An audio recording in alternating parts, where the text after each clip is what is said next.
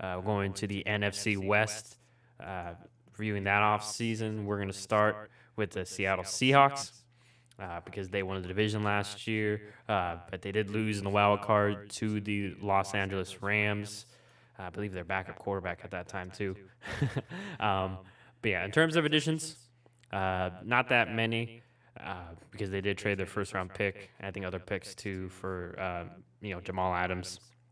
So not much they did this offseason, but they did bring in guard Gabe Jackson from the Las Vegas Raiders, tight end Gerald Everett, cornerback Akello Witherspoon, and I, and wide receiver Dwayne Eskridge in the second round. I don't know much about Dwayne Eskridge. I didn't watch him. He was one of the guys that was on my radar. I only put him there because Seattle's kind of like one of those teams, kind of like the Giants, where they just seem to find talent at wide receiver wherever. I'm not saying so. I'm just someone to keep an eye on because maybe they know what they want in him and there's some things they like from him. But they did lose a lot. Lost defensive tackle Jaron Reed, who I feel is the more underrated defensive tackles. He's a very solid defensive tackle. Linebacker KJ Wright. Lost 2 tight ends, Greg Olson, and then Jacob Hollister, who is a solid fill-in for them because I forget the guy they have. It's not.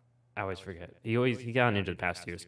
And then wide receiver David Moore also left, so maybe that's why they got Dwayne Eskridge to kind of fill his role.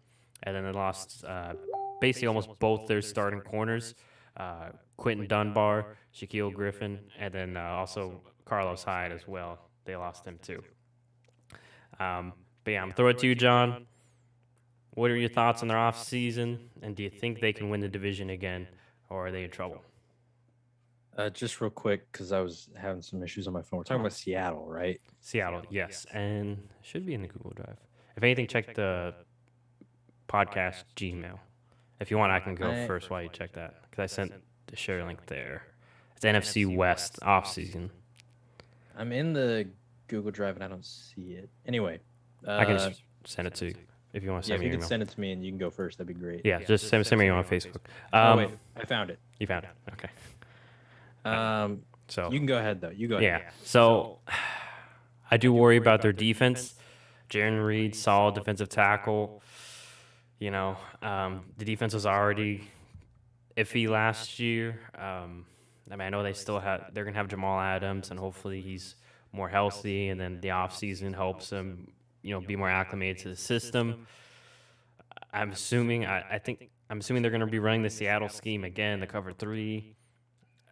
I'm still worried about their corner play because their corners weren't great to begin with last year, Quentin Dunbar and Shaquille Griffin, and now they lost them, and I really don't see a replacement. Maybe they have a guys coming up the rank that they feel can produce better than them.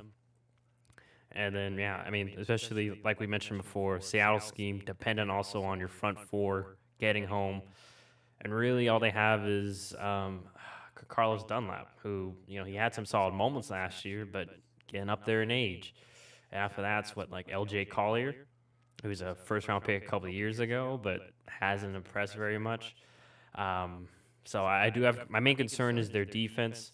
Offensively, obviously they got to figure out and re-sign Dwayne Brown because their offensive line has been an issue, and you do not want to lose him. And I'm curious to see I should have wrote this down, new offensive coordinator. So maybe, we saw Russ Cook the first half of the season, but it seemed like Seattle just didn't adjust after that. Defenses adjusted, and Seattle just didn't have the answers to that. So hopefully with the new offensive coordinator they have, they can keep expanding on the offense, and the whole Russ Cooking, what we saw, can be season long. And I think also getting Chris Carson back for the run game will help too, because he was such a just solid running back, and someone they could rely on and always being there and just being, more than solid. But he was out most of last year, and I think that also affected what they wanted to do offensively, because Pete Carroll is an old school defensive coach. He wants to run the ball and play defense. So I think this team will go as far as their offense will take them. Now, granted, if the defense is just average, then this team could very much be, if the offense is obviously, like what I'm saying, what they were the first 8 weeks to that level last season, they could definitely be in the Super Bowl window, I think, with the weapons they have. So, what were your thoughts on their moves and how it's going to affect them going into this season? This division is just it's really tough, man. Yeah, I know. I mean, I mentioned it last episode, but I think every single team's win-loss total on the Vegas odds is like 8 or 9 wins. So that's, like that's just crazy.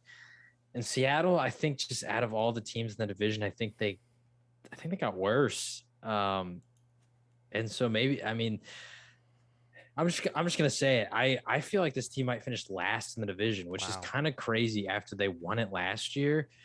But I just have a lot of concerns about their defense. I think their secondary got worse. I mean, their safeties are both pretty solid, but like I don't think that can account for the fact that their corners are pretty terrible. I have concerns about their linebacker group. I think KJ Wright is really important to what they did for a long time, and I just don't know if the rookie they took from Texas Tech last year, Jordan Brooks. I knew his first name Yeah, was Jordan. I couldn't get his last name. yeah, I don't know if he can fill in to what KJ Wright did. I mean, maybe he can. We didn't get to see a ton of him last year because I think he got hurt.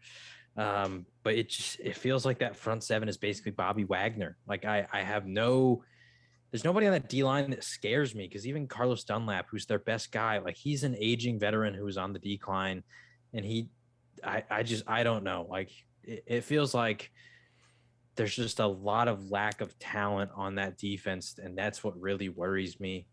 Offense, yes, they have DK Metcalf. Yes, they have Tyler Lock and Russell Wilson and that whole group. But as we saw last year, like there was just some games to where like just throwing some versatile defensive creative stuff at them, it really shut certain guys down. I was shocked when they played the Cardinals and DK Metcalf did nothing because Patrick Peterson was guarding him. And I love Patrick Peterson, but last year he was not very good. Yeah. I mean, he was being graded as basically an average corner, if not below average. And so the fact that DK Metcalf in the monster year he was having wasn't able to do much. And then, you throw on top of that, Jalen Ramsey is going to guard him twice a year. It just feels hard for me to imagine this team doing what they did last year in this division because they only lost 4 games. But To lose in the wild card round to, I forgot his name, but the LA Rams backup. Like John Wolford or something. It was like Wolford. that. It was Wolford. I just don't remember his first name. And I love Pete Carroll. I hope that the offensive coordinator changes work because I think his name was Schottenheimer. He just wasn't the guy for them. Was it Brian? Yeah. I don't know. I think that they're just sort of past their moment. And I think that, especially with the Dwayne Brown situation right now, like they gave a lot of money to Jamal Adams, and I think he deserves a lot of money. But it was I think he now is making over $3 million more than the next safety per year. And that just feels like a really big jump when you also have to pay Dwayne Brown, who's going to command a lot of money because he's a tackle. Yeah. And so it's just a hard spot to be in, man. Also, Chris Carson, his health it's always in question. They lost Carlos Hyde, who was pretty good for them over the last few years. So I don't know. I really don't know. So my gut tells me that I think they're probably going to finish last in this division. And I mean, maybe last in this division is 8 wins. So it's not like they could have a huge drop, but just with this division, I could easily see them losing 4, 5, 6 of their divisional games. And then that doesn't include the rest of their schedule. I'm not sure who's on the rest of their schedule, but I know typically like they play the Packers, they play the Buccaneers, teams like that. And so, yeah, going with Seattle to be last in this division. Maybe I'll look stupid after Russ proves me wrong. And last year I picked them to win the division, but I feel like they got worse. Yeah. As a saying I mentioned last year with my Packers, if you're not getting better, if you're just staying the same in the NFL, you're getting worse. So that may be true here. Personally, I don't think they're going to be last. I'll mention the team I think is going to be last later on. But it wouldn't shock me because, like you mentioned, not a lot of improvement for Seattle. But we'll have to see. Maybe just, internal improvement, like you mentioned on the layout, and just better coaching. Because once again, just last point, didn't really throw DK Metcalf a lot of screens. There's a lot of downfield, deep routes. So, just throw DK a bone every now and then. Just put the ball in his hands and then let him go to work. Same thing with Tyler Lockett. So we'll see if they do that and make the proper adjustments. Real quick for their schedule, by the way, just some notable teams. They play the AFC South, who we already covered, Colts, Titans, that division. Okay. So, I mean, that they should win 2 of those games, but the Colts and Titans, that's their first 2 games. And if Colts, Wentz and Nelson are there, that's Colts could be an interesting one. If they are there, it's tough because, like you said, the Seahawks are right in their offense, and the Colts have a very good defense.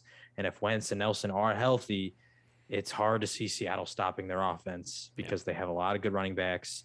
They have a good offensive line. Wentz should be motivated. Frank Reich's good OC too. Titans, like I think they could beat their defense, but how are they going to stop Derrick Henry, Julio Jones, and AJ Brown? They're not going to put any pressure on Ryan Tannehill. And we know that when he has no pressure, he plays like he's Patrick Mahomes statistically. Not that he is Patrick Mahomes, but when he has time to throw, like the guy makes the right decisions. So, I mean, that's tough. They obviously have their division. They play the Steelers. That's a winnable game, but still tough. You know, they play the Packers later this year. I mean, their schedule is not impossible, but I don't know. They're, like I said, I feel like they got worse overall talent-wise. And so we'll just have to see. Maybe I'm doubting Russell Wilson and his greatness because I think he's